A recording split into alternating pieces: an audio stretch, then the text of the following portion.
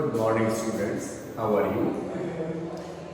आप सभी को आज चैप्टर 3 का रिवीजन कराया जाएगा। चैप्टर 3 के मेन सभी टॉपिक जैसे इलेक्शन एंड रिप्रेजेंटेशन से बिलोंग जो भी टॉपिक हैं सारे टॉपिक आपको इसी क्लास में कवर कराए जाएंगे।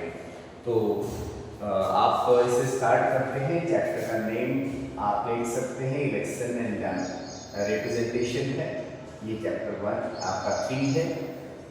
चैप्टर 3 के अंदर इलेक्शन एंड रिप्रेजेंटेशन, जैसे हम देख के इसका नाम देखने से ही समझ में आता है कि इलेक्शन जो है एक चुनाव प्रणाली होती है जिसमें प्रत्येक समाज के व्यक्ति को, जो भी व्यक्ति योग्यता रखता है, वोट डालने का हक है। हमारे देश के अंदर केवल पागल और दिवाली व्यक्तियों को ही वोट के अधिकार से वंचित किया गया है। बाकी सभी लोगों को 18 वर्ष से ऊपर जो भी व्यक्ति हैं उनको वोट डालने का हक मिलता है। रिप्रेजेंटेशन में यहाँ पे किसी भी व्यक्ति के लिए कोई रोक नहीं है। प्रत्येक व्यक्ति चुनाव में खड़ा हो सकता है कि बशर्ते की योग्यता रखता हो। तो ये रिप्रेजेंटेशन और इलेक्शन का जो टॉपिक है, ये दोनों चीज़ें हमारे डेमोक्रेसी को कितना इफेक्ट करती हैं, डेमोक्रेसी का बेस तैयार करने का काम करती हैं। जितनी अच्छी चुनाव प्रणाली उतने अच्छे नेता चुने जाएंगे, जितने अच्छे तरीके से इलेक्शन हो पाएगा, निष्पक्ष ढंग से हो पाएगा, फेयर और फ्री इलेक्शन होगा, उतनी ही डेमोक्रेसी मजबूत होगी।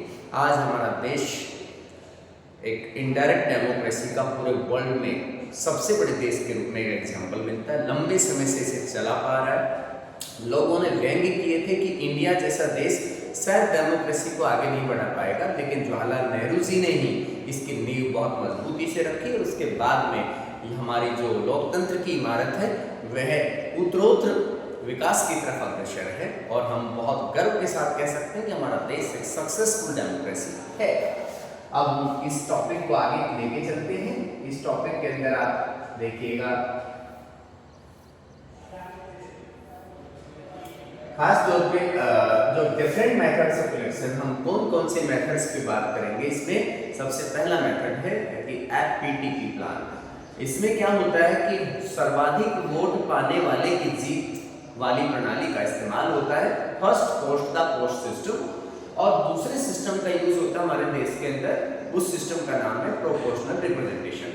तो एक है एफपीटीपी और दूसरा है पीआर। पीआर को हिंदी में कहते हैं आनुपातिक प्रतिनिधित्व प्रणाली।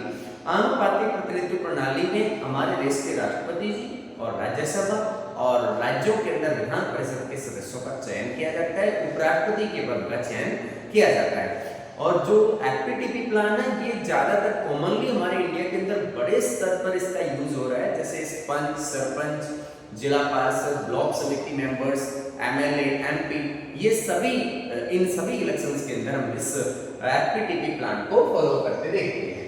Characteristics of system of election adopted in our country, हमारे देश के अंदर कौन सी उसकी क्या खासियत है, एफपीटीपी प्लान की क्या खासियत है और प्रोपोर्शनल रिप्रेजेंटेशन की क्या खासियत है। हमारे देश में जो प्रोपोर्शनल रिप्रेजेंटेशन है उसको आंशिक रूप से लागू किया गया है, ना कि उसको व्यापक रूप से। और इस तरह का सिस्टम नहीं है जैसा कि इजराइल में उसे फॉलो किया जाता है। इजराइल में क्या होता है पीआर सिस्टम में कि पूरे देश को एक चुनाव क्षेत्र में मतलब अधिकृत मान लिया जाता है और उसके दायरे के आधार पर सभी पार्टीज को अपनी एक लिस्ट बनानी होती है और वो लिस्ट में अपने सभी नेताओं के नाम लिखते हैं, लेकिन कॉन्स्टिट्यूएंसी से कौन लीडर इलेक्शन में भाग ले रहा है ये नहीं बताया जाता। पार्टी के नाम पर वोट लिए जाते हैं और जितने परसेंट वोट मिलते हैं उतनी परसेंट सीटें उनको मिलती हैं। ये व्यवस्था दूसरे देशों में लागू है, लेकिन इंडिया के अंदर इस तरह की व्यवस्था को लागू ना करके इसको आंशिक रूप से लागू किया गया है और बहुत ही कम क्षेत्रों में इसको लागू किया गया है। इसके अलावा जो एफपीटीपी प्लान है इसके अंदर क्या होता है, first post the post system, ये ज्यादातर जनरल इलेक्शन में सब जगह पे यूज होता है। हम सरपंच के इलेक्शन में हम पूरे गांव के अंदर जो भी 18 वर्ष से ऊपर के कैंडिडेट हैं सभी लोग उसमें वोट डालने का काम करते हैं। इससे आगे चलते हैं the importance of provision for free and fair election.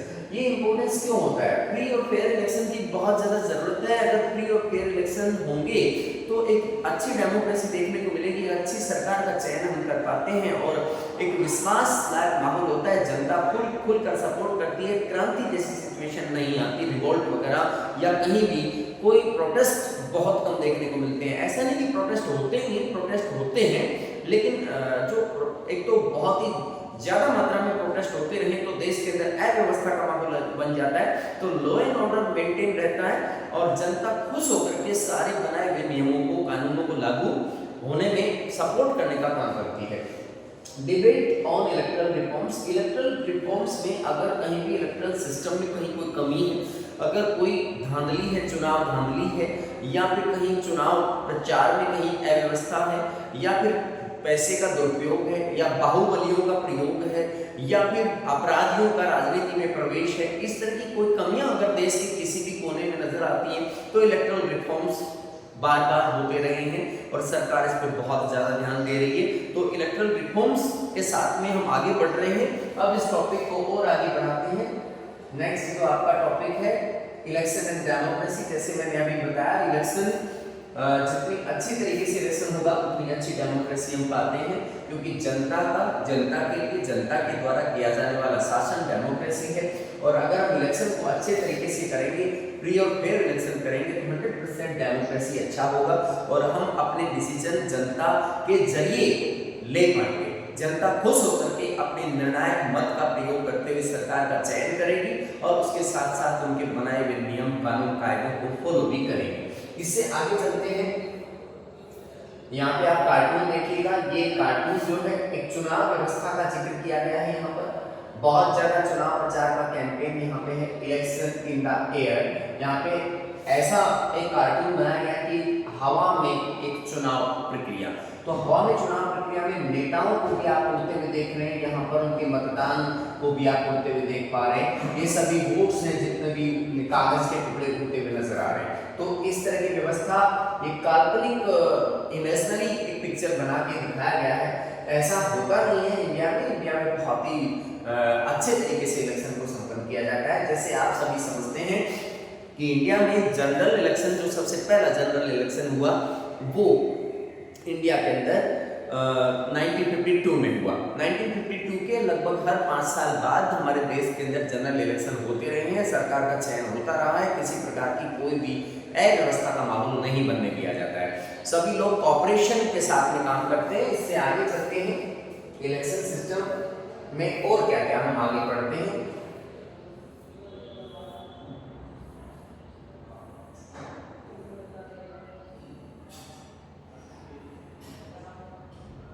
देखिए इसमें टॉपिक में हमें पता चलता है कि किन किन चीजों पे हम ध्यान देते हैं। इलेक्शन के बारे में हमने जान लिया। इलेक्शन एक ऐसी व्यवस्था होती है जिसमें मतदान करने का मौका जनता को मिलता है, सरकार को चुनने का मौका मिलता है। अगर सरकार को चुनने का मौका नहीं दिया जाए तो सरकार उस सीट पर कब्जा करके बैठ जाएगी और वो डेमोक्रेसी नहीं रह जाएगा, डेमोक्रेसी खत्म हो जाती है।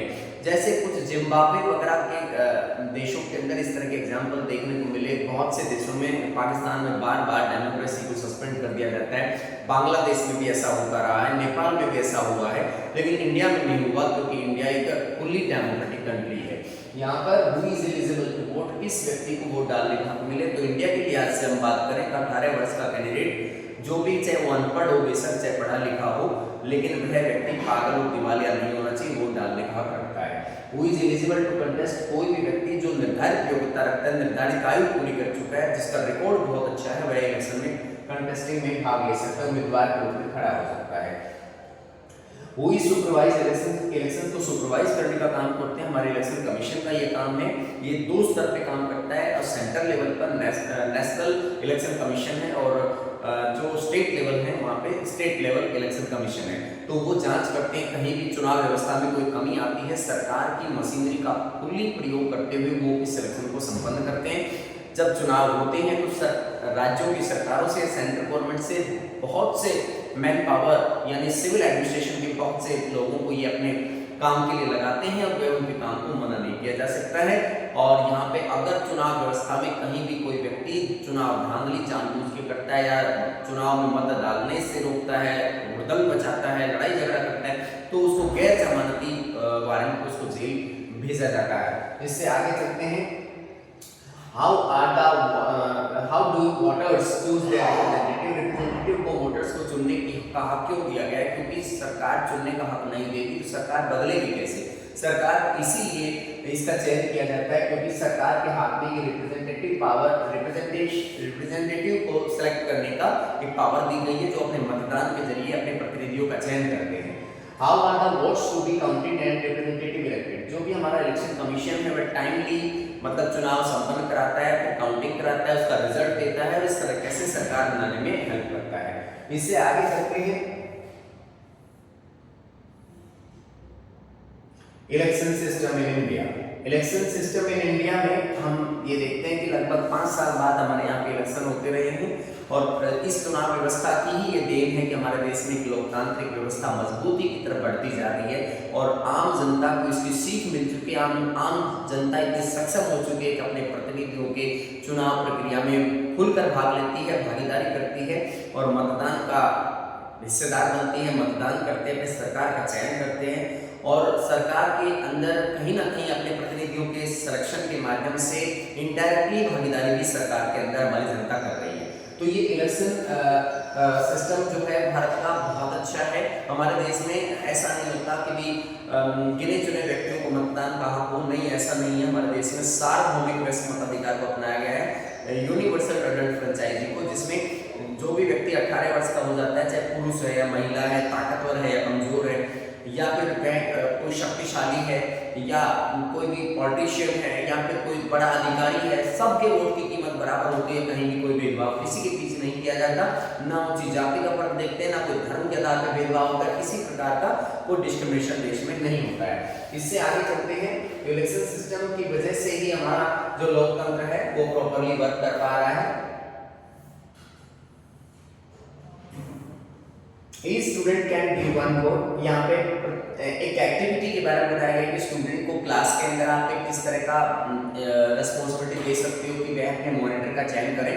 तो प्रत्येक स्टूडेंट को एक वोट जारी करने के लिए कहा है, 4 highest vote getters are elected और उनमें से 4 जो सबसे ज्यादा वोट प्राप्त कर लेते हैं उनको सेलेक्ट कर लिया जाता है। फिर क्या होता है, ये प्रोपोर्शनल रिप्रेजेंटेशन का विवरण आपको समझाने का प्रयास कर रहे हैं। Each student has 4 votes and can give them all to one candidate। और इसमें प्रत्येक जो विद्यार्थी है उसके पास में 1 वोट है और प्रत्येक विद्यार्थी के पास 4 वोट हैं। 4 क्यों है? क्योंकि इसमें पसंद के आधार पर वोट डालने का हक मिलता है प्रोपोर्शनल रिप्रेजेंटेशन में।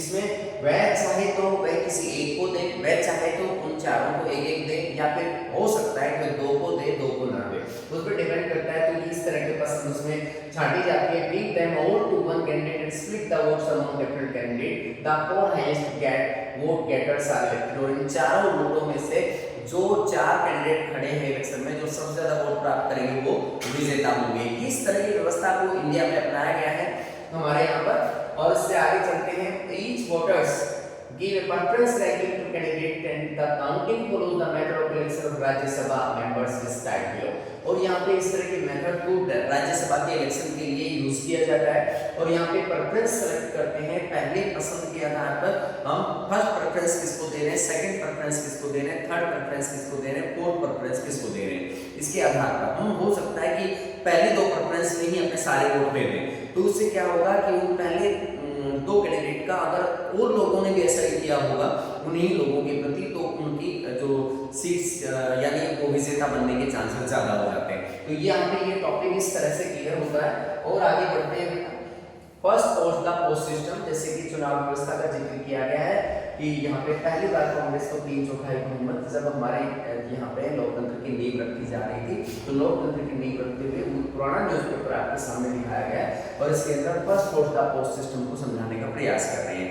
इसमें प्रत्येक व्यक्ति को सार्वभौमिक मताधिकार के आधार पर और बगैर किसी लड़ाई झगड़े के, बगैर किसी संघर्ष के, और पहले क्या होता था कि राजा की भूमिका से दूसरे राजा की भूमिका में अगर किसी को चेंज लाना होता था तो उन्हें क्या करना पड़ता था कि उन्हें लड़ाई झगड़ा करना पड़ता था, एक सेना को दूसरी सेना से लड़ना पड़ता था। जो विजेता होते थे वो राजा बनते थे। लेकिन अब उस व्यवस्था की जरूरत नहीं थी। एक सभ्य समाज में सभ्य लोकतंत्र की नींव रखी जा चुकी थी। अब जो इलेक्शंस हो रहे हैं उनमें कहीं कोई तलवारें नहीं चल रही, कोई बंदूकें नहीं चल रही और बिल्कुल आरामदायक तरीके से एक सभ्यता का परिचय देते हुए, एक अच्छे आचरण का परिचय देते हुए इसमें इलेक्शन में अपने मतदान का प्रयोग करते हैं और सरकार का चयन करते हैं। इससे यहाँ पे first post the post system में जो व्यक्ति सबसे ज्यादा वोट प्राप्त करता है, प्रत्येक व्यक्ति वोट करने का इच्छुक होता है, प्रत्येक व्यक्ति को वोट डालने का हक भी मिलता है और इसमें प्रत्येक व्यक्ति को उम्मीदवार के रूप में खड़े होने का हक भी मिलता है, लेकिन सबसे ज्यादा वोट प्राप्त करने वाला कैंडिडेट इसमें विजेता होता है। इससे आगे चलते हैं।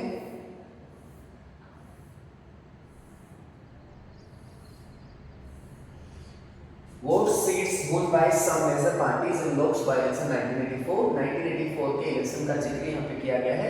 कांग्रेस ने 48% वोट लिए, सीट्स उनको 415 मिलती हैं, बीजेपी को 7.4% वोट, 2 सीट्स उनको मिलती हैं, जनता पार्टी को 6.7% वोट्स और 10 सीट्स उनको मिलती हैं, लोक दल को 5.7% वोट और 3 सीट्स उनको मिलती हैं, सीपीआईएम को, communist party of India, Marxist 5.7% vote मिलते हैं और इनको 22 सीट्स मिलती हैं, तेलुगु देशम 4.1 30 सीट्स इनको मिलती हैं, डीएमके 2.3 2 सीट्स इनको मिलती हैं, एआईडीएमके 1.6 वोट परसेंट और 12 सीट्स इनको मिलती हैं, अकाली दल 1.0 अकाली दल का पंजाब में इसका जनाधार है और यहाँ पे वोट जो है 1.0 और इसको 7 सीट्स मिलती हैं, एसीपी 1.0 और 7 सीट्स इसको मिलती है। इस प्रकार जरूरी नहीं कि वोट के अकॉर्डिंग ही हमारे यहाँ पे सीट मिलती है, कई बार ऐसा होता है कि वोट तो ज्यादा मिल जाते हैं लेकिन सीट कम मिलती है, कब ऐसा भी होता है कि वोट कम मिलते हैं सीटें ज्यादा मिल जाती हैं। तो इस तरह की व्यवस्था प्रोपोर्शनल रिप्रेजेंटेशन में नहीं होती, यहाँ पर केवल ये व्यवस्था एफपीटीपी प्लान में ही होती है। ये आपका टॉपिक इस प्रकार ये क्लियर होता है। Thank you.